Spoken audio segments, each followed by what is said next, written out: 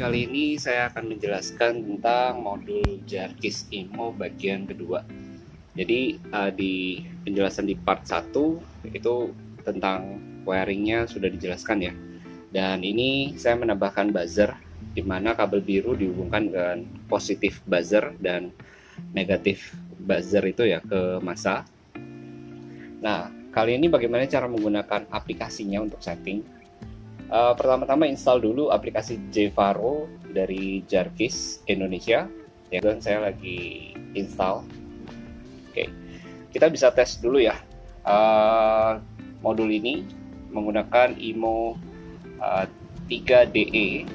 Terus ini ada kode produksinya ya. Dan nanti dalam pemasangan di motor, baiknya bagian ini mengarah ke pengendara supaya sinyal antena yang ada di posisi ini bisa menjangkau dengan baik.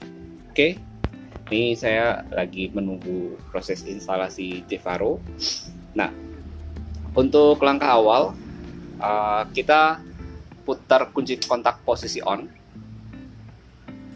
Ya, kelistrikan menyala karena kunci smart key-nya juga sudah aktif. Baiknya smart key ini tidak digunakan untuk berkendara ya. Jadi ini memang digunakan untuk disimpan di rumah.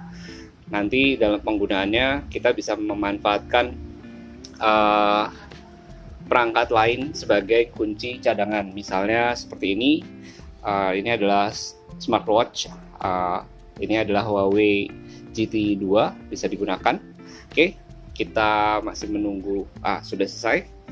Nah, pertama-tama kita setting Bluetooth-nya dulu.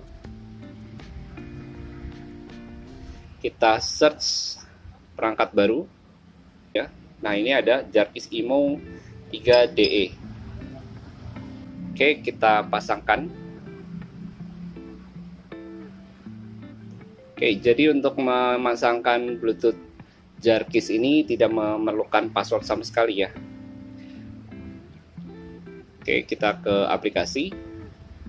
Di sini ada aplikasi Jarkis dan Jevaro. Yang dipakai adalah Jevaro. Oke, kita tinggal connect aja.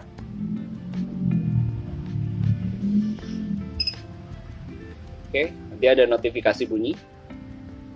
Kemudian dia akan meminta kode produksi. Oke, saya akan memasukkan kode produksi. Kode produksi itu yang mana aja? Yang ini ya. Ini adalah kode produksinya. Dan ini juga kalau di-scan kode produksinya. Oke, saya akan masukkan dulu kodenya. Oke, ini kodenya sudah saya masukkan. Jadi kode produksi ini kalau nggak sesuai dengan perangkatnya nggak akan bisa sinkron ya. Jadi kalau misalnya ada yang mencatat kode ini ya belum tentu bisa. Oke, karena memang berbeda setiap produk. Bisa dibilang ini adalah passwordnya. Oke, berhasil. Dan ini sistem kunci pada kendaraan menyala. Kita bisa mematikan, cuman karena ini pada IMO jadi tidak disarankan karena sifat IMO ini kan sebenarnya untuk immobilizer aja, tapi kita bisa tes di sini. Ya kan? Dia akan mati dan saya tekan ini dia akan menyala kembali. Oke. Di sini ada voltmeter status, terus sensor power kondisi on. Ya sama dengan kondisi ini ya, kalau saya tekan off dia akan off powernya. Ya.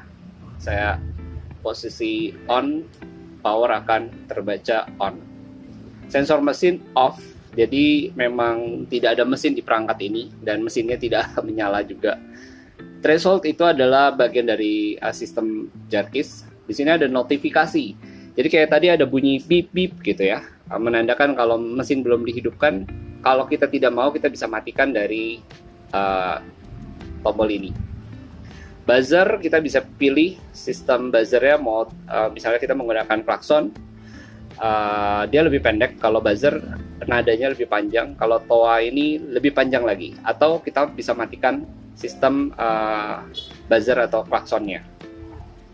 Nah, untuk virtual key kita tinggal tekan aja.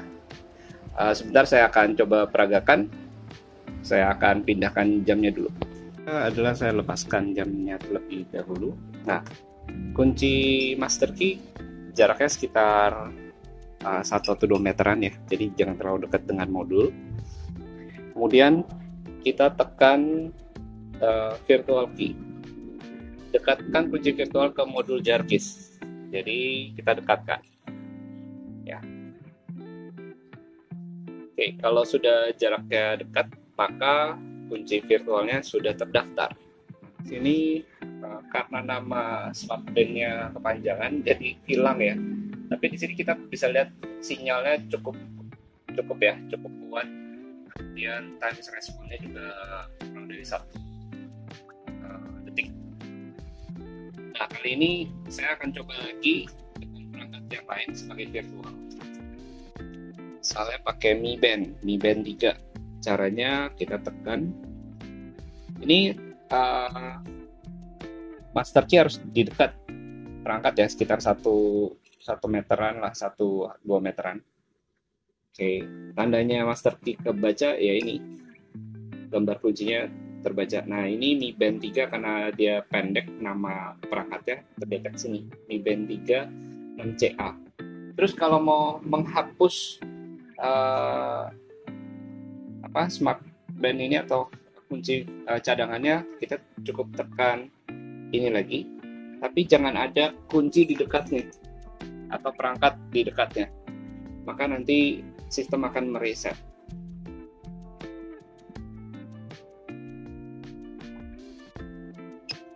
Nah, dia menandakan reset, virtual key 1 berhasil di reset. Kemudian di sini juga ada fitur factory reset. Kita tekan yang lama aja. Kemudian apakah Anda ingin melakukan factory reset? Kita tekan ya.